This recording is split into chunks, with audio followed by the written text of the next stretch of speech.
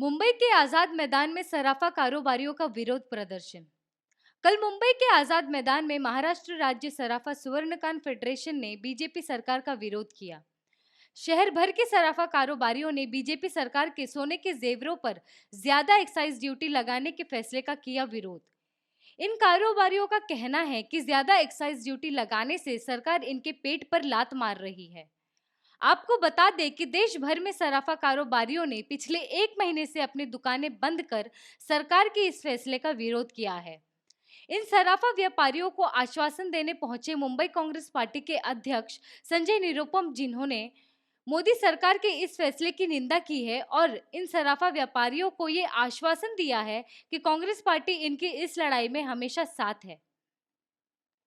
राष्ट्रवादी Congress party की वंदना जी ने भी सराफा व्यापारियों का साथ देने को कहा है और ये भी कहा है कि जब तक सरकार अपना ये फैसला नहीं बदलती वो तब तक शहर भर में प्रदर्शन करती रहेंगी। MRSSF के अध्यक्ष मुकेश सांघवी और उपाध्यक्ष प्रवीण सांघवी भी इस कार्यक्रम में शामिल थे। आज हमारे साथ में मुंबई अध्यक्ष कांग्रेस के हैं संजय निरुपम जी। आइए जानते हैं उनसे क्या कहना उनका।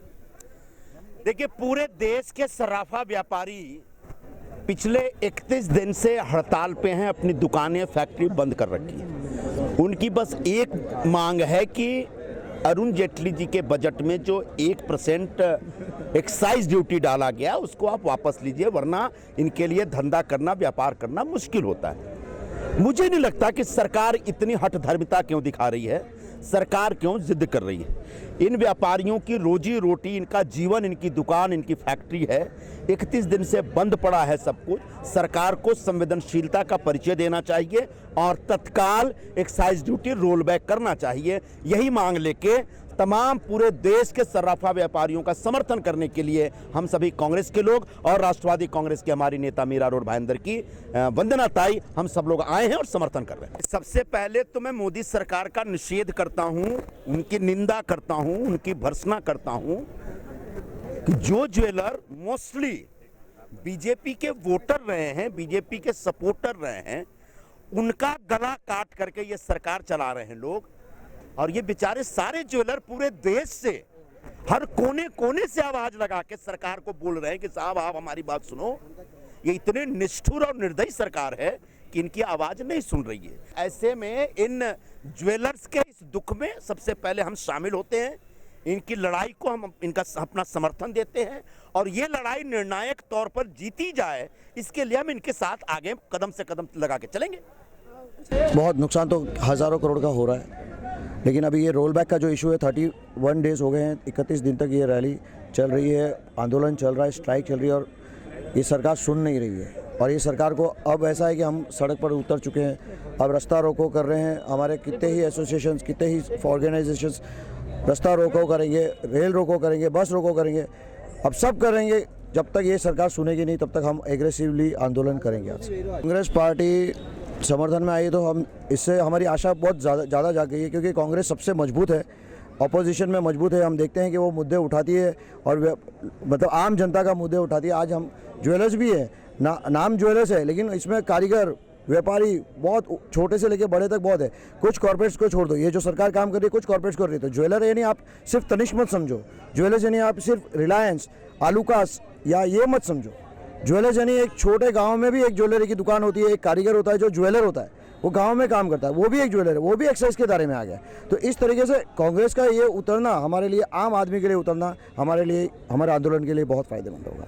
इससे पहले भी 64 से लगा के 90 तक 109 आत्महत्या हुई थी और अब तक 6 हो चुकी है और एक दुर्घटना हो चुकी है जिसमें हमारे मित्र की डेथ हो गई।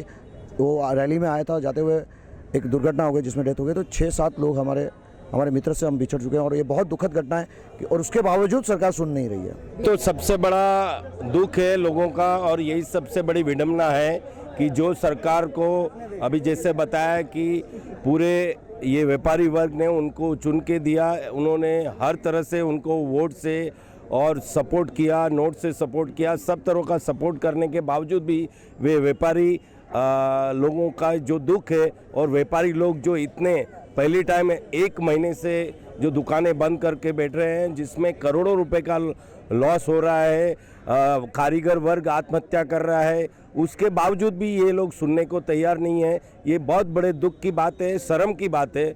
इसमें ऐसी आज तक इतिहास में ऐसा कुछ हुआ नहीं है। जो पहली बार ये बीजेपी अपने ही लोगों के साथ अपना गला घोटने का काम ये बीजेपी सरकार कर रही है, बहुत शर्म की बात है।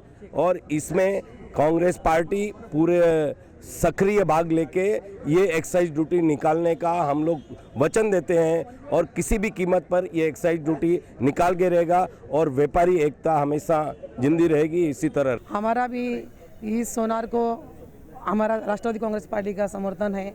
इसके पहला भी हम लोग ने मीरा भाईंदर में 1500 लोगों का हमने मोर्चा निकाला था, वो सक्सेस हुआ। जोर जोर से हमने मोर्चा निकाला, हमारा भी समर्थन है, एनसीपी का समर्थन है। ये सरकार जो कर रही है गलत कर रही है, ये सरकार को हम करने नहीं देंगे। जो आज जो व्यापारी है, सोनार है, इनके लिए जो हम लोग लड़ रहे हैं, टैक्स के लिए लड़ रहे, हम लड़ते रहेंगे जब तक हमको न्याय नहीं मिलेगा, तब तक हम लड़ेंगे। और अभी इस यहाँ पे मीटिंग होने से या भाषणबाजी होने से हम लोग यहाँ नहीं रुकने वाले हैं। इसके आगे जाके हम लोग रेल रोको आंदोलन करेंगे, रास्ता रोको आंदोलन करेंगे। दिल्ली की गाड़ी हम लोग राजधानी जहाँ जाती है वो टाइम में 3:30-4 बजे का समय बोरोली या मीरा रोड के स्टेशन पे, मीरा भाईंदर स्टेशन के ऊपर हम लोग रेल रोको करेंगे। वहाँ पे जब हमारी आवाज़ दिल्ली तक जाएगी, जब तक हम लोग नहीं करेंगे, हमारी आवाज़ दिल्ली तक जाना चाहिए। दिल्ली राजधानी हम लोग रोकेंगे। राष्ट्रवादी कांग्रेस पार्टी जिला अध्यक्ष के रूप में कार्यरत हूँ मीरा भाईंदर से, और मैं बीजेपी की ये जो गलत रणनीति है इसका मैं निषेध करता हूँ। और हमारी राष्ट्रवादी कांग्रेस पार्टी अलायंस कांग्रेस के साथ में है और कांग्रेस और राष्ट्रवादी पार्टी का पूरा समर्थन है।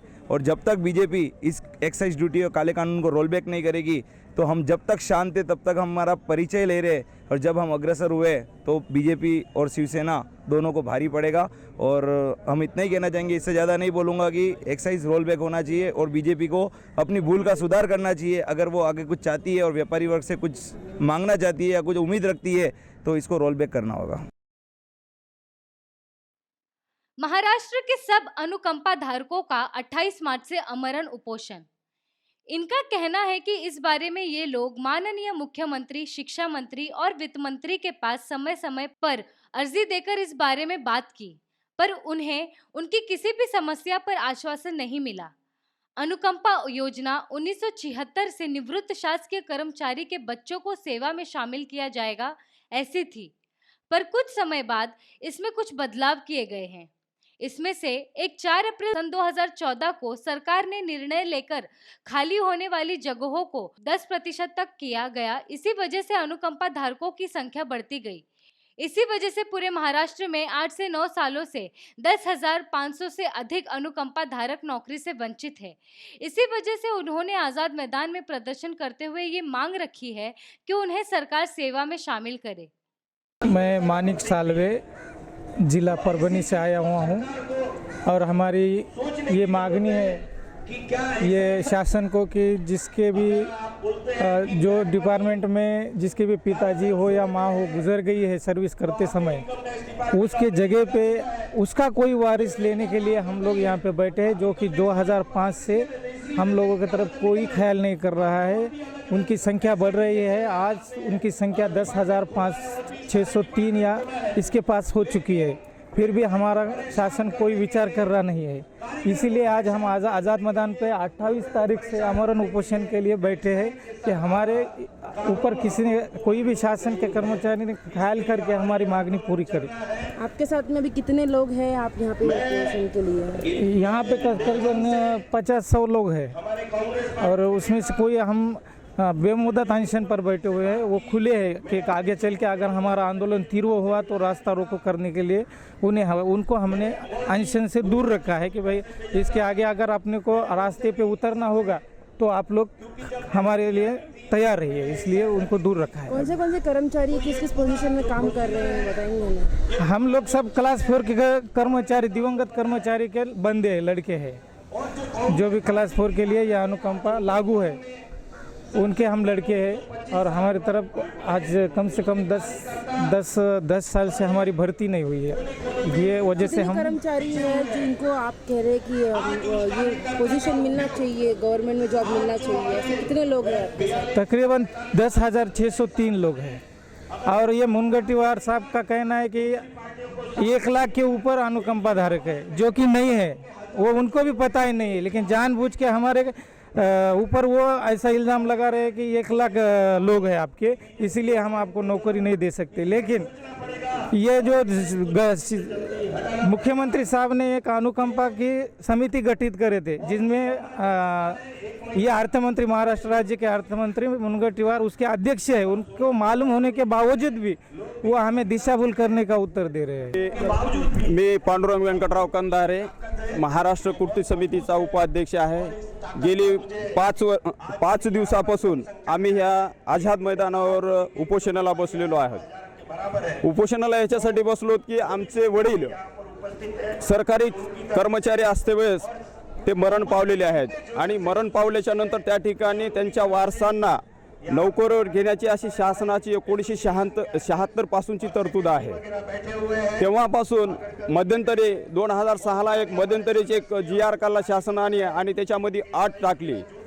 8 टाकल्यामुळं 10% ती 8 टाकण्यात आली। 8 टाकण्यामुळं आमची अनुकंपाधारकाची लोकसंख्या ही वाढत गेली। आज घडीला जवळपास 10,000-10,500 लोकसंख्या झालेली आहे आणि रिक्त पदाचं जर बघितलं तर आजच्या घडीला 91,276 रिक्त पदं आहेत महाराष्ट्रातील।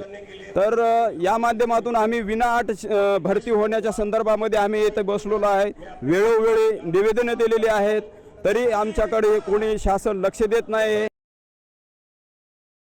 पीएम मोदी सऊदी अरेबिया के लिए रवाना।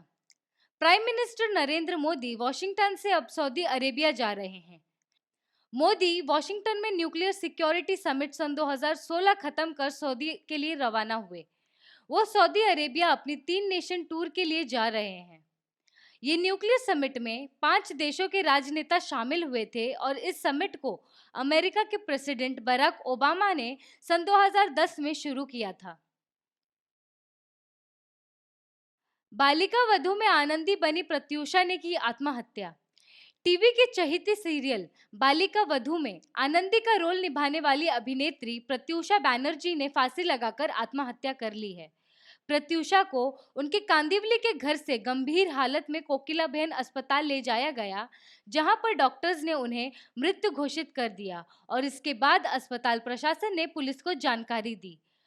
प्रत्यूषा की उम्र महज 24 साल थी। अभी आत्महत्या की वजह का पता नहीं चल सका है। पुलिस को मौके से अभी तक कोई सुसाइड नोट नहीं मिला है। पुलिस मामले की जांच कर रही है, प्रत्यूषा के फोन कॉल्स के डिटेल निकाल रही है और उनके बॉयफ्रेंड से भी पूछताछ कर रही है। घर में घुसा एक तेंदुआ, 3 घंटे तक परिवार रहा एक कमरे में कैद। गुजरात में वलसड जिले के गाड़िया गांव में शुक्रवार सुबह करीब 11 बजे एक तेंदुआ घर में घुस गया। उस समय घर में सिर्फ 4 व्यक्ति थे। इत्तेफाक से घर के सभी लोग एक ही कमरे में थे। उनमें से किसी एक व्यक्ति ने तेंदुए को देख लिया था और तुरंत उस कमरे के दरवाजा बंद कर दिया। तेंदुआ करीब 3 घंटे तक घर के अंदर रहा और पूरे घर में घूमता रहा। वन विभाग के कर्मचारियों ने उसे क्लोरोफॉर्म से बेहोश करके पकड़ा। Anila Shaikh, India live news, Mumbai.